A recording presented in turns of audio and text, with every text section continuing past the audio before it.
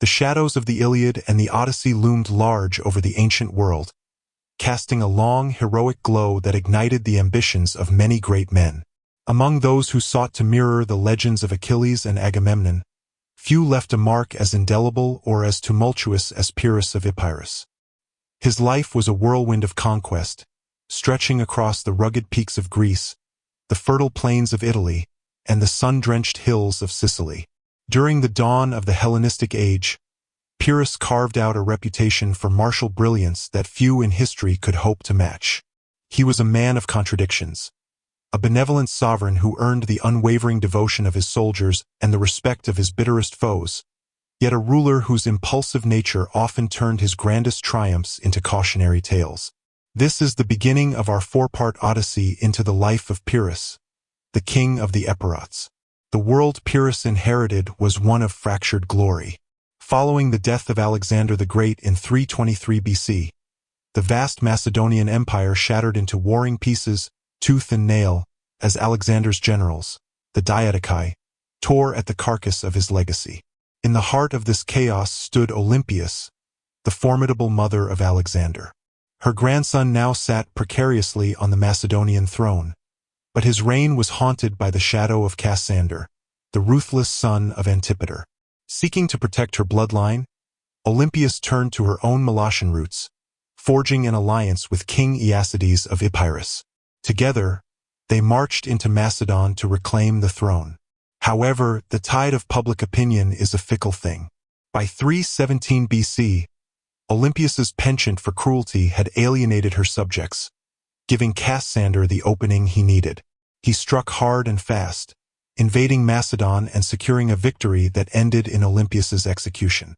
In the wake of this collapse, the Epirot army turned on their own king, Aeacides, ousting him in a violent coup and crowning Neoptolemus II in his stead. The purge was swift. The allies and kin of the deposed king were hunted down. Yet, amidst the slaughter, the 3-year-old Prince Pyrrhus was whisked away by loyalists. They fled toward Megara, but even there, Cassander's reach felt too long. Desperate, the prince's guardians turned north into the wild lands of Illyria. They sought sanctuary at the court of King Glaucias. The Illyrian monarch looked down at the exiled toddler and felt a pang of pity, or perhaps, he saw a political opportunity. A prince in exile is a seed that may one day grow into a forest of alliances. Glaucias might have mused. Whether driven by the pleas of his Molossian wife or the cold calculation that a claimant to the Epirot throne was a valuable pawn against Cassander, Glaucias took the boy in. Cassander eventually invaded Illyria and defeated Glaucias, but the Illyrian king held firm on one point. He would not surrender the boy. Pyrrhus remained at court, a living reminder of a lost kingdom. The geopolitical scales shifted again as the forces of Antigonus the One-Eyed battled Cassander in southern Greece. Seizing the moment of Macedonian weakness, the elder Aeacides returned to Epirus and raised a massive host. But his triumph was short-lived. Cassander dispatched his general, Philip, who crushed the Epirot forces in 2 decisive battles, killing Aeacides. Neoptolemus II was once again thrust onto the throne. It wasn't until 307 BC that Glaucias saw his chance.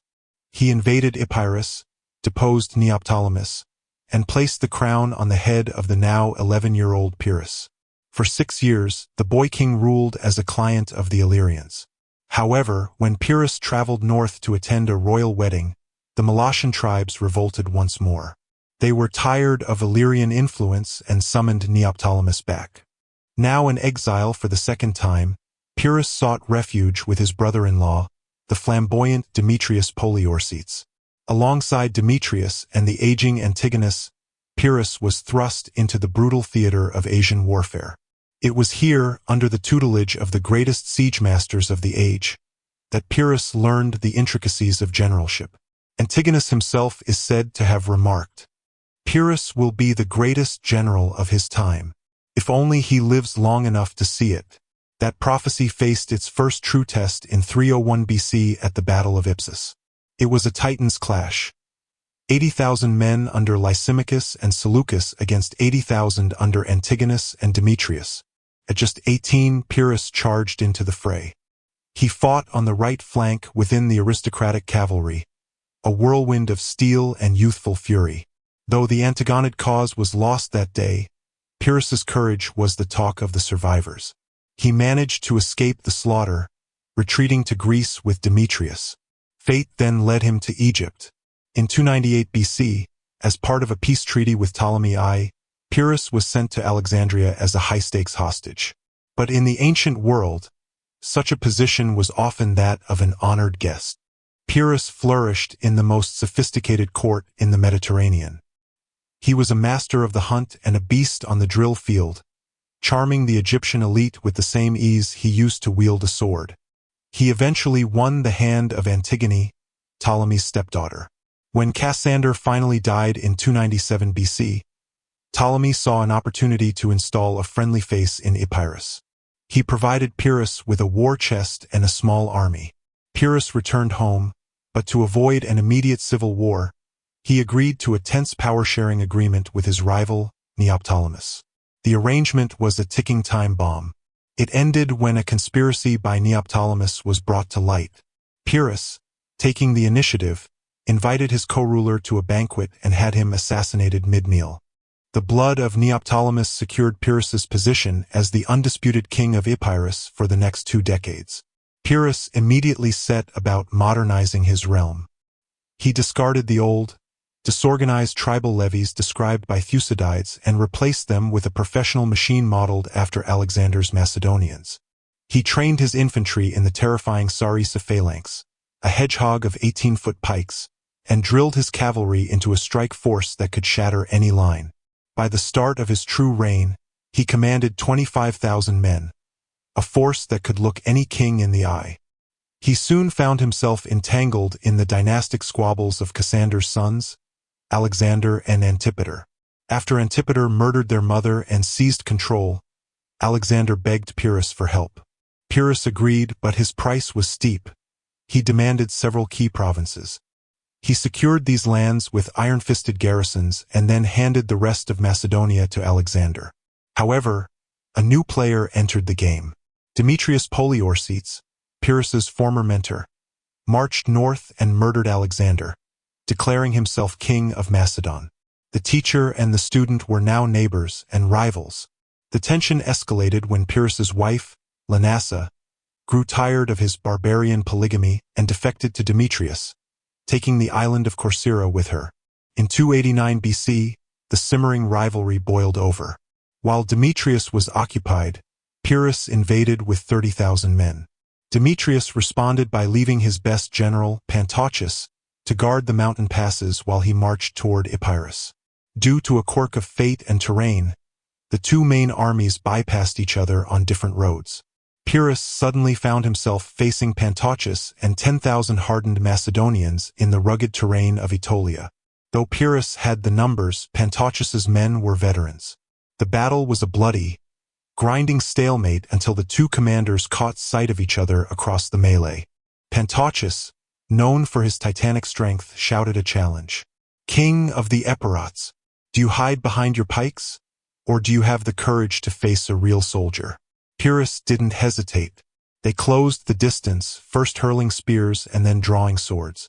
Pyrrhus took a wound early but countered with 2 savage strikes, one to the thigh and a final, deciding blow to the neck. Pantauchus was dragged away by his guards, and the Epirot phalanx, electrified by their king's victory, surged forward and shattered the Macedonian line. In the aftermath, Pyrrhus's soldiers were ecstatic. They looked at their king, covered in the dust and blood of a duel he had won by sheer grit, and shouted a new name for him. "The Eagle! You are our eagle!" Pyrrhus smiled, gesturing to the men around him.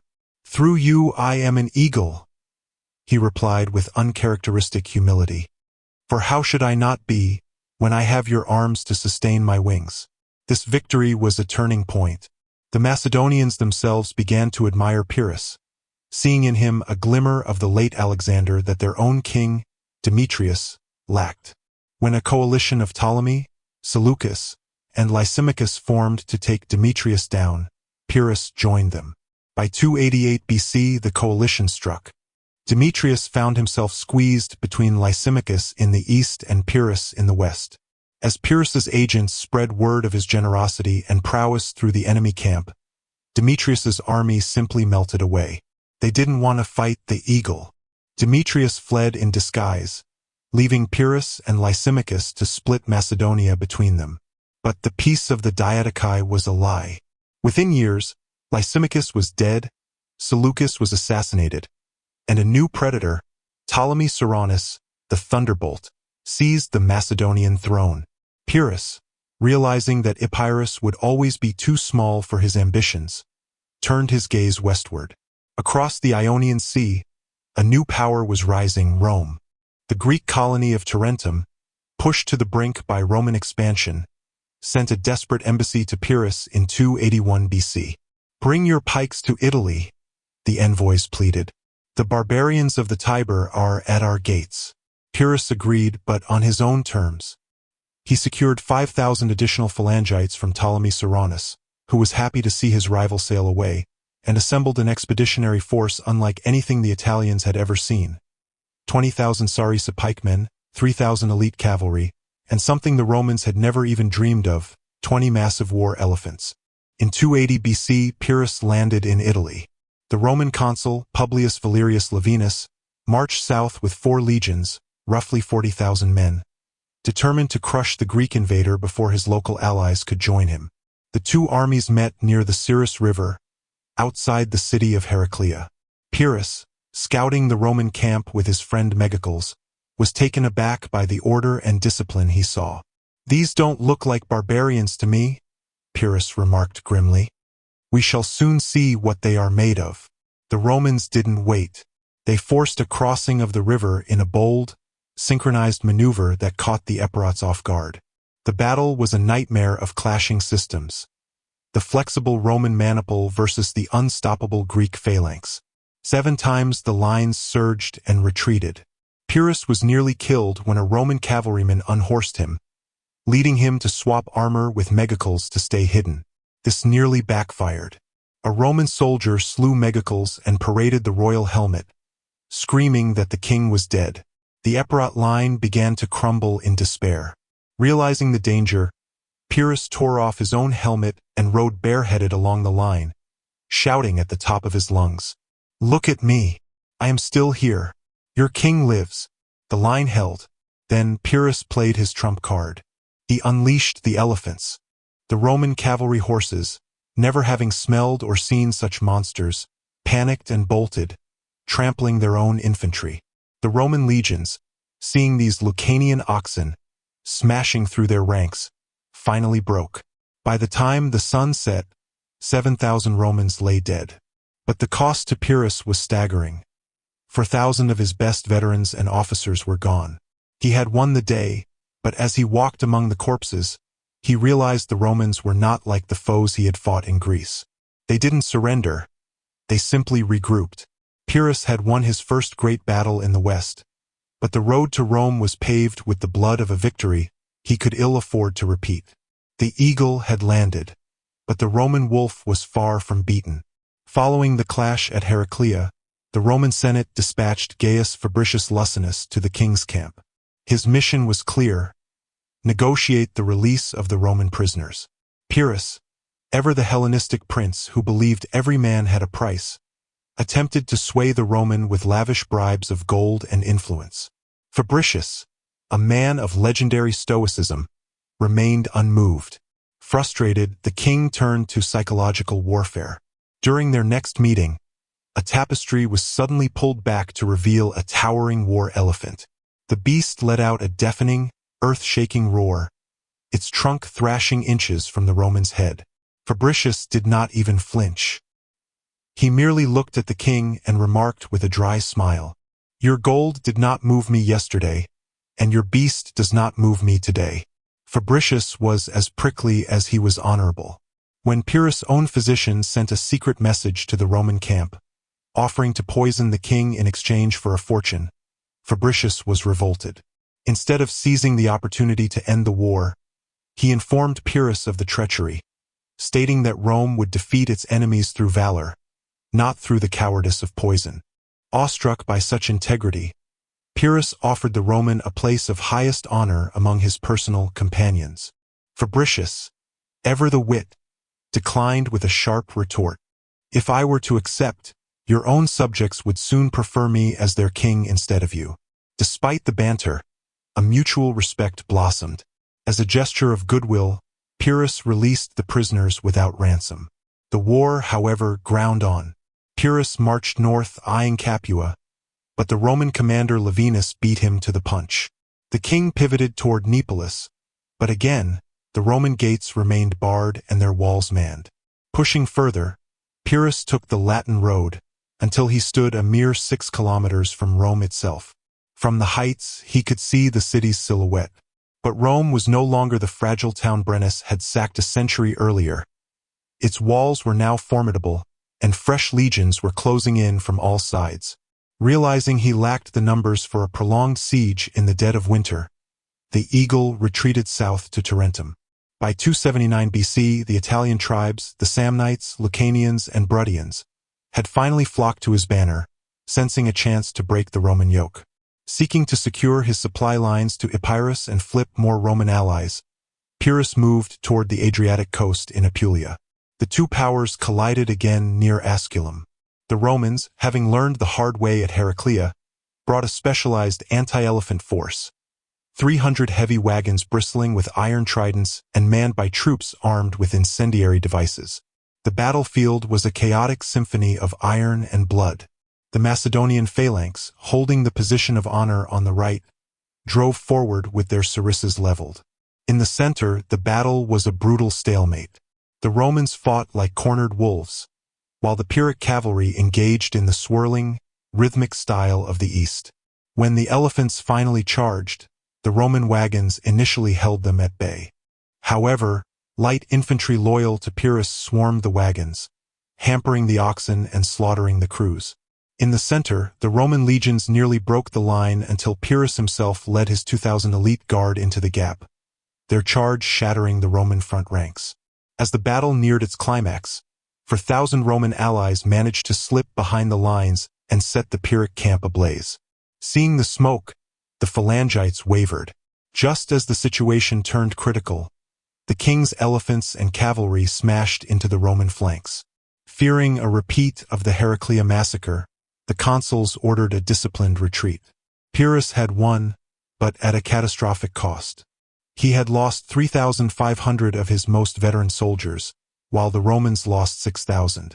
Surveying the field of carnage and his destroyed camp, Pyrrhus famously remarked to an officer who congratulated him, "One more such victory, and we shall be utterly undone."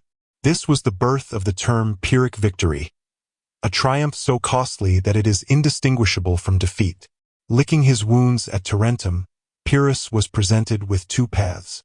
One envoy came from Macedon, where the king had been killed by invading Gauls, leaving the throne vacant for a warrior king. The second came from the Greeks of Sicily, who were being strangled by the Mamertine mercenaries and the mighty Carthaginians. Driven by dreams of a Western empire, Pyrrhus chose Sicily. In late 278 BC, he abandoned his Tarentine allies, much to their fury, and sailed for the island. He landed at Tauromenium and was hailed as a liberator. His momentum was unstoppable. At Syracuse, the Carthaginian fleet fled before his reputation.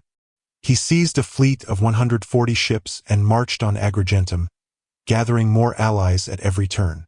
By 278 BC, the Eagle was at the gates of Carthaginian territory. He stormed Heraclea Minoa and accepted the surrender of Selinus and Segesta. At the mountain fortress of Eryx, Pyrrhus displayed the raw bravery that made him a legend. He was the first man up the scaling ladders, standing alone on the battlements as he cut down the Punic defenders. But the tide turned. To fund his siege of the final stronghold at Lilybaeum, Pyrrhus imposed crushing taxes and forced conscription.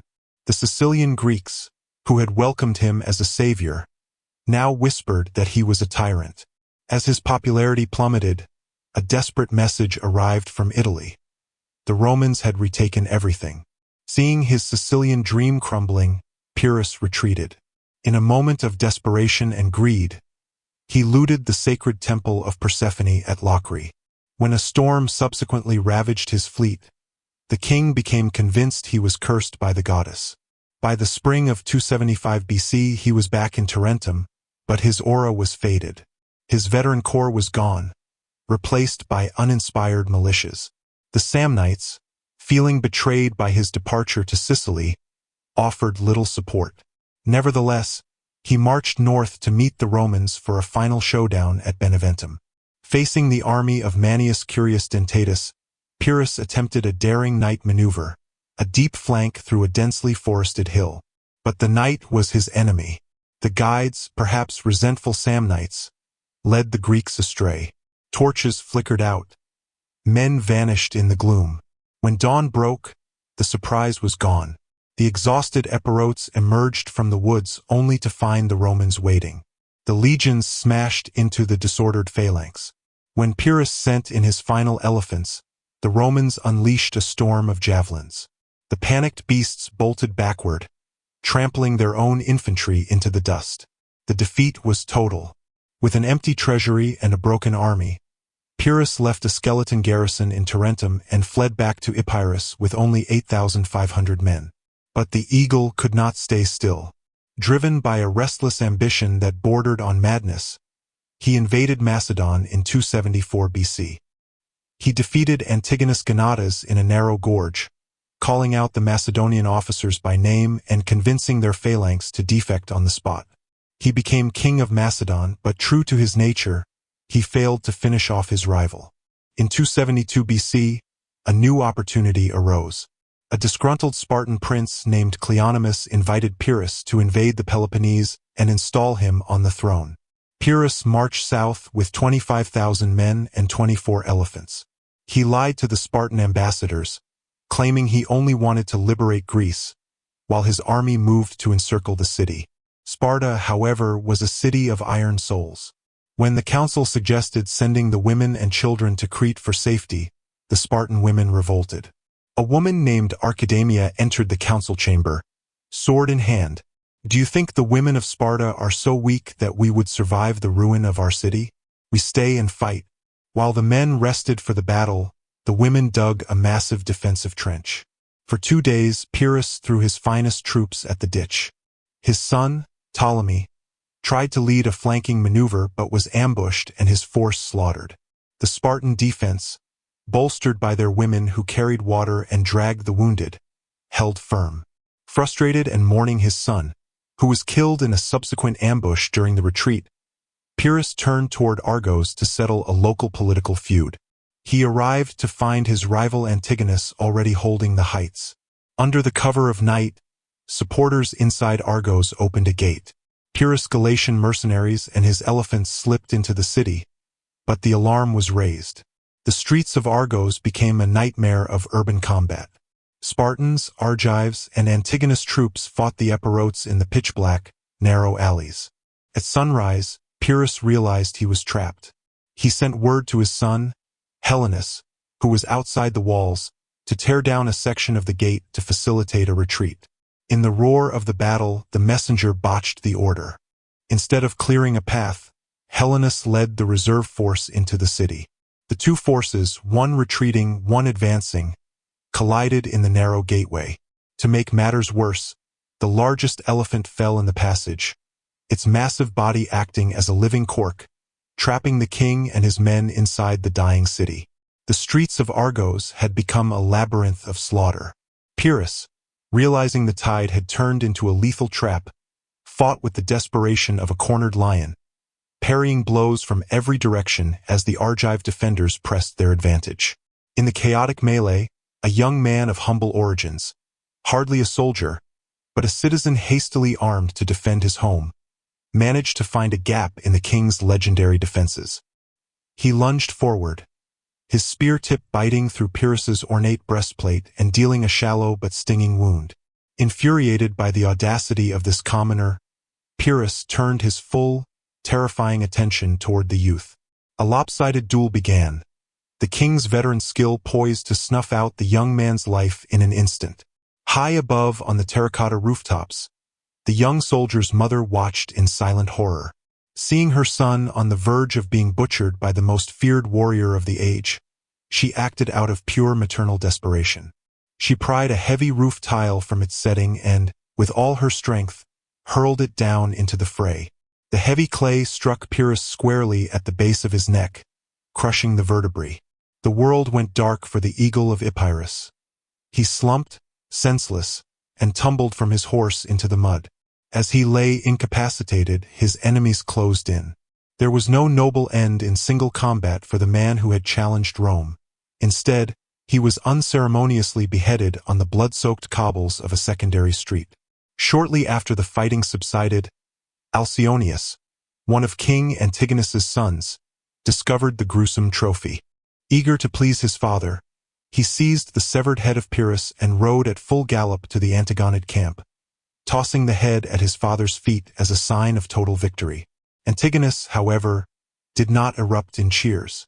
He recoiled, his face contorting with a mixture of horror and righteous fury. He raised his staff and struck his son repeatedly, shouting in a voice choked with rage, "You barbarian! Do you think this is a cause for celebration? Be gone from my sight! You have no understanding of the weight of this moment." Driven by a profound sense of Tyche, the fickle nature of fortune, Antigonus turned away, covering his face with his cloak. He wept openly, not just for a respected rival, but for the chilling reminder of his own family's history. He saw in the ruined face of Pyrrhus the ghosts of his own father, Demetrius, and his grandfather, Antigonus One-Eye, both of whom had fallen from the heights of power to the depths of ruin. To him, the death of such a king was not a victory to be mocked, but a tragedy that signaled how easily the crown can fall. With Pyrrhus gone, the backbone of the resistance collapsed. His leaderless army surrendered shortly thereafter, effectively ending the threat to Macedonian interests. This victory allowed Antigonus Gonatas to re-establish Macedonian hegemony over the Greek peninsula, securing a dominance that would last for generations. Pyrrhus of Epirus was one of the last true vestiges of the Alexandrian spirit, a restless, brilliant, and flawed warrior king who sought to carve his name into the stars through sheer force of will.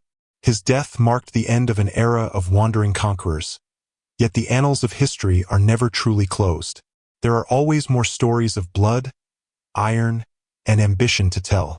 To ensure you don't miss our deep dives into the ancient world, make sure you are subscribed to our channel and have pressed the bell notification button. We would like to extend our deepest gratitude to our Patreon supporters and channel members.